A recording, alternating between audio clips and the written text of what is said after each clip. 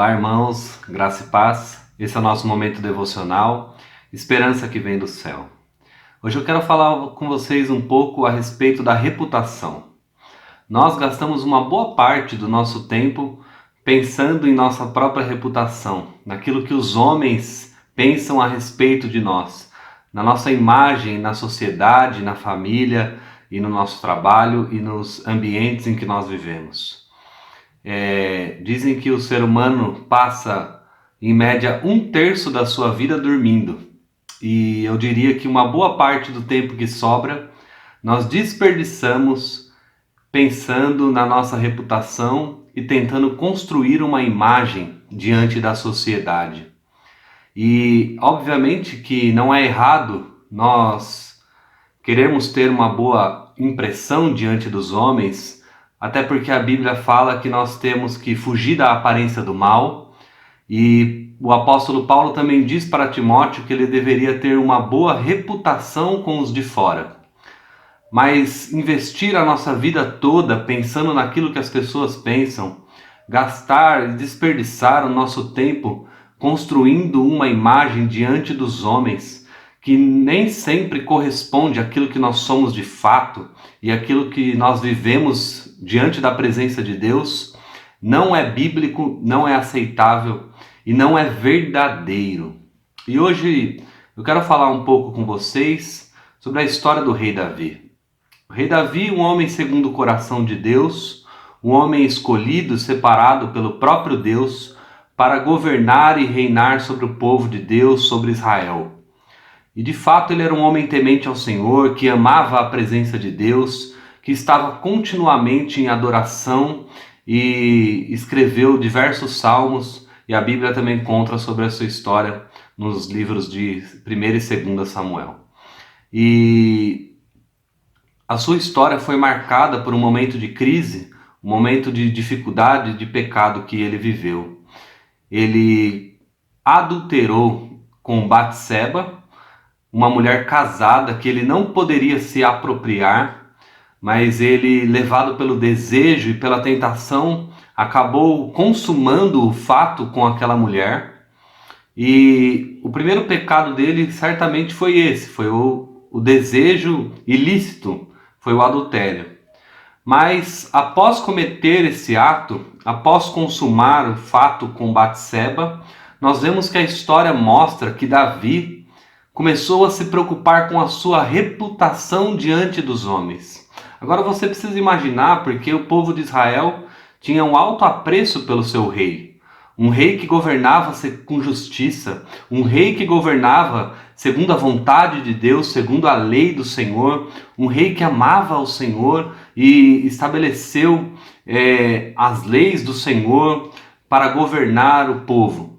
Agora se via diante de uma situação que mancharia a sua reputação diante de todas as pessoas. Parece que Davi pouco se importou com o que Deus achou a respeito do seu pecado. Parece que Davi, naquele momento que ele consumou o fato e que ele cometeu aquela injustiça de se apropriar de uma mulher casada, ele não se preocupou muito com o que Deus pensou a respeito dele naquele momento. Ele não se preocupou em se arrepender diante da presença de Deus. Ele simplesmente tentou preservar a sua imagem diante da sociedade. E é interessante porque após esse momento, a Bíblia nos conta que ele tentou apagar o seu pecado de diante dos homens. Ele tentou esconder o seu infortúnio diante das pessoas. E como a Bíblia também nos fala que um abismo chama outro abismo, foi exatamente assim que aconteceu com o rei Davi. Depois de consumar o fato com Batseba, ele tenta esconder e bola uma estratégia. Vou chamar o marido dela para dormir com ela.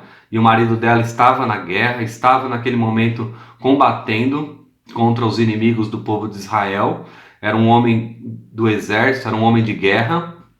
E Davi chama ele para que ele deitasse com a esposa, para que ele escondesse o pecado dele, pois ele sabia que Batseba estava grávida. E então nós vemos a história que Urias, que era o marido dela, vem ter com Davi, porém não aceita a estratégia, pois ele diz: como eu posso estar aqui tranquilo, dormindo com a minha esposa, enquanto os meus homens estão lá fora guerreando?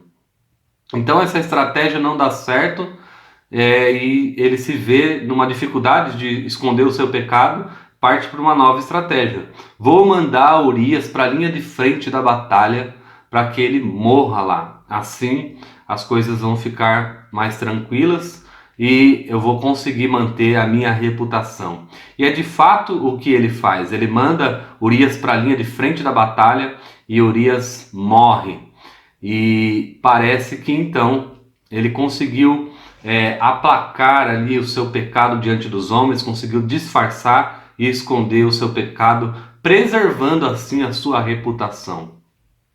Porém, como a Bíblia diz, nada está oculto aos olhos de Deus. Então o Senhor Deus manda o seu servo, o profeta Natã, para ter com Davi. E quando Natã vai falar com ele, conta uma pequena história para dizer a respeito da injustiça que ele tinha feito.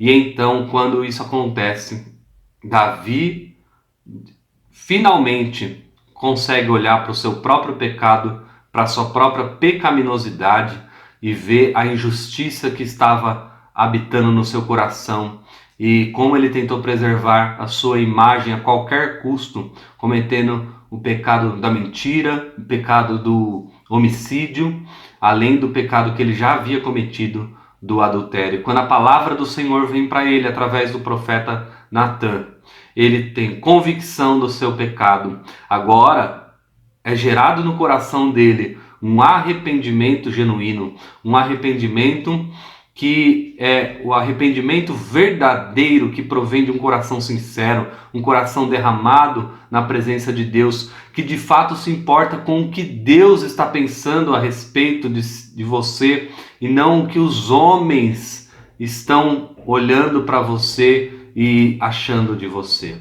E após esse momento, onde ele se entrega na presença de Deus, onde ele de uma vez por todas tem uma convicção genuína do seu pecado e para de se preocupar com a reputação dele diante dos homens e sim com o seu relacionamento com Deus, ele escreve o conhecido Salmo de número 51, um salmo de contrição, um salmo de arrependimento, um salmo que ficou marcado na história da igreja para que nós utilizemos dele para nos arrependermos dos nossos pecados e deixarmos de nos preocupar com a nossa reputação diante dos homens e nos entregarmos sem nenhuma reserva diante do Deus Todo-Poderoso. E é por isso que eu quero ler com você o Salmo de número 51, e nós vamos ler os 13 primeiros versículos, Salmo 51, do 1 ao 13. Diz assim a palavra do Senhor: Compadece-te de mim, ó Deus, segundo a tua benignidade, e segundo a multidão das tuas misericórdias, apaga as minhas transgressões. Lava-me completamente da minha iniquidade, purifica-me do meu pecado. Pois eu conheço as minhas transgressões, e o meu pecado está sempre diante de mim. Pequei contra ti somente, e fiz o que é mal perante os teus olhos, de maneira que serás tido por justo no teu falar, e puro no teu julgar. Eu nasci na iniquidade, e em pecado me concebeu minha mãe. Eis que te comprazes na verdade no íntimo, e no recôndito me fazes conhecer a sabedoria. Purifica-me com hisopo e ficarei limpo. Lava-me e ficarei mais alvo que a neve. Faze-me ouvir júbilo e alegria, para que exultem os ossos que esmagaste. Esconde o rosto dos meus pecados e apaga todas as minhas iniquidades. Cria em mim, ó Deus, um coração puro e renova dentro em mim um espírito inabalável. Não me repulses da tua presença, nem me retires o teu Santo Espírito. Restitui-me a alegria da tua salvação e sustenta-me com um espírito voluntário. Então ensinarei aos transgressores os teus caminhos, e os pecadores se converterão a ti. Amém. Vamos orar, vamos falar com o nosso Senhor, pedindo ajuda, iluminação e a presença do Senhor nas nossas vidas. Senhor nosso Deus e Pai, louvado seja o Teu nome, Pai. Louvado seja o Senhor, porque o Senhor conhece cada um dos nossos passos, cada pensamento que nós temos, cada ação do nosso coração e da nossa vida. O Senhor nos conhece como ninguém mais conhece, Senhor. E ainda assim o Senhor derramou o seu amor, demonstrando através da entrega do seu único Filho, o seu Filho unigênito, o Senhor Jesus Cristo. O Senhor amou o mundo de tal maneira que deu o seu único Filho para nós. Ó Deus, diante de tão grande amor, diante de tão grande graça, nós nos rendemos a Ti, Senhor. Pedimos, Senhor, que o Senhor nos ajude a parar de nos preocuparmos com a nossa reputação diante dos homens, para que nós nos lancemos aos Teus braços, para que nós nos dobremos perante a Ti, para que o Senhor ministre o nosso coração, nos transforme, para que vivamos de fato para a Sua glória, de fato com exclusividade para o Senhor, e para que a nossa adoração seja genuína, seja em espírito e em verdade. Ensina-nos, ó Deus, o caminho do arrependimento verdadeiro, o lugar aonde nós podemos abrir o nosso coração e escancarar nossa vida diante de Ti, para que assim sejamos servos que agradam ao Senhor em tudo o que faz. Ó Deus, faça isso em nós, para a glória do Seu nome, em nome de Jesus Cristo. Amém. O momento de arrependimento de Davi é o momento mais belo da vida do homem segundo o coração de Deus. Aprove o Senhor guardar essas palavras para nós, irmãos. Quão preciosas são essas palavras. Nós podemos andar no caminho que Davi andou, caminho de erro, de transgressão e de busca pela reputação e pelo status e pelo preservar da nossa imagem na sociedade. Mas nós só seremos curados das nossas transgressões, perdoados dos nossos pecados, nós só de fato viveremos a vida cristã com genuinidade quando nós aprendermos o caminho do arrependimento genuíno, da confissão verdadeira perante o Deus Todo-Poderoso. E é assim que Davi começa. A primeira palavra que ele usa é um pedido de compaixão. Compadece-te de mim, ó Deus. Tenha compaixão da minha alma. Ó Deus, não leve em conta as minhas transgressões, porque o Senhor é benigno, o Senhor é bom. Então, Senhor, apaga os meus pecados diante de Ti, apaga a multidão das minhas transgressões, porque o Senhor é misericordioso. E purifica a minha alma, sim, Senhor. Purifica o meu coração, lava-me completamente da minha iniquidade e purifica do meu pecado. O pedido dele é única e exclusivamente para o seu relacionamento com Deus.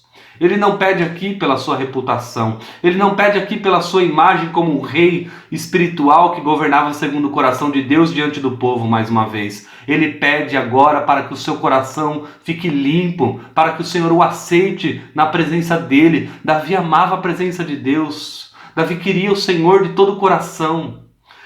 Esse é um ensinamento rico para nós, irmãos.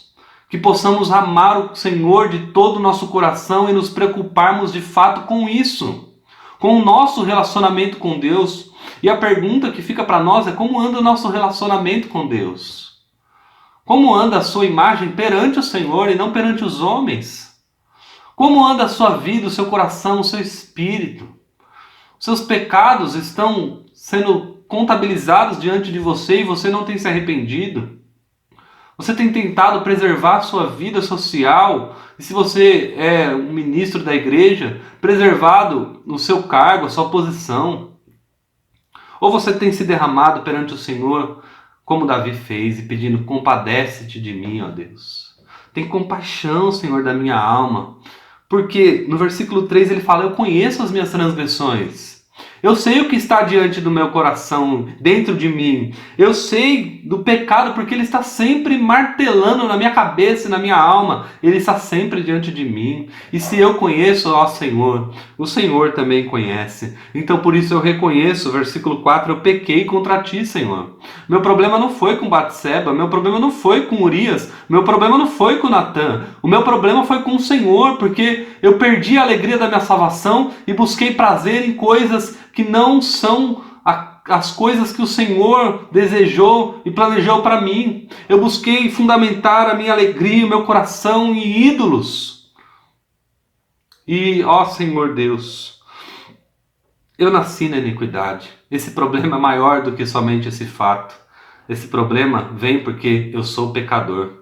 Porque eu peco justamente porque eu sou pecador, porque eu nasci assim, porque eu sou um filho de Adão, porque a natureza pecaminosa está dentro da minha alma desde que eu nasci, a minha mãe já me concebeu em pecado. Mas, ó Senhor, versículo 6, o Senhor se agrada de um coração sincero.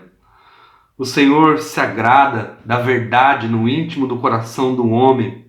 Eis que te comprazes na verdade no íntimo e no recôndito me fazes conhecer a sabedoria. O Senhor se agrada de um coração que se entrega na presença de Deus. Purifica-me com hisopo e ficarei limpo. Lava-me e ficarei mais alvo que a neve. Ó Deus, eu quero ser feliz de novo na sua presença.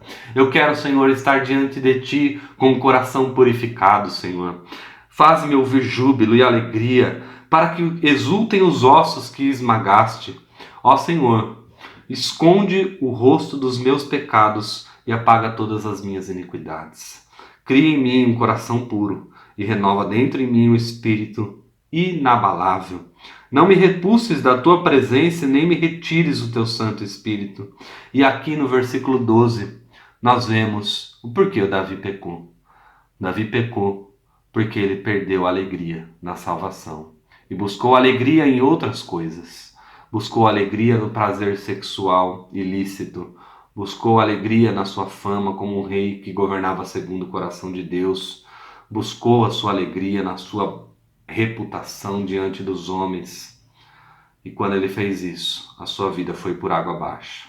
É por isso que o pedido principal desse Salmo de número 51 é o pedido para que Deus restitua alegria da salvação. Ó Deus, restitui a alegria da nossa salvação, restitui a alegria, Senhor, para que ensinemos a sua verdade para outras pessoas, para que nós levemos a mensagem de que o Senhor é misericordioso e o Senhor perdoa pecados. Versículo 13, então ensinarei aos transgressores os teus caminhos, e os pecadores se converterão a ti. Essa é a realidade daqueles que foram salvos pela graça, mediante o sangue precioso do Senhor Jesus Cristo, agora purificados pela presença de Deus e pela misericórdia do Senhor, purificados pela compaixão divina. Agora eles ensinam para as outras pessoas que há um caminho de arrependimento verdadeiro, onde você precisa deixar de se preocupar com a sua performance, com o seu status e com a sua reputação, e se entregar diante do Deus compassivo e longânimo para que Ele perdoe as suas iniquidades. Assim, nós cristãos devemos fazer um coração limpo, purificado, alegres pela grande salvação que o Senhor nos proporcionou, agora ensinar o caminho da salvação para outros transgressores, para outros filhos de Adão. E nós sabemos que o caminho da salvação é a cruz do Senhor Jesus Cristo. Não há outro caminho, porque Jesus é o caminho, a verdade e a vida. Ó Deus, tem compaixão de nós. Tem compaixão das nossas iniquidades. Apaga elas diante do Senhor e lança elas no mar do esquecimento, para que andemos com sinceridade na tua presença. Convido você a orar, a fechar os seus olhos, para nós pedirmos misericórdia e graça da parte de Deus, que Ele tenha compaixão das nossas vidas. Ó Pai querido, te louvamos, Senhor. Louvamos porque o Senhor é misericordioso, longânimo, benigno. Louvamos porque o Senhor perdoa pecadores como nós. Louvamos ao teu nome, porque nós queremos ser achados entre os adoradores, Senhor. Por isso, purifica o nosso coração, restitui a alegria da salvação, restitui em nós um coração puro e que sejamos verdadeiros e sinceros na sua presença, ó Deus, para a glória do seu nome, em nome de Jesus Cristo. Amém. Deus te abençoe e espero que esse salmo tenha falado ao seu coração, que sejamos sinceros e puros na presença do Senhor e não busquemos apenas a nossa reputação diante dos homens, mas uma vida espiritual verdadeira diante do Deus Todo-Poderoso. O Senhor te abençoe, te guarde, te proteja e te ajude. Amém.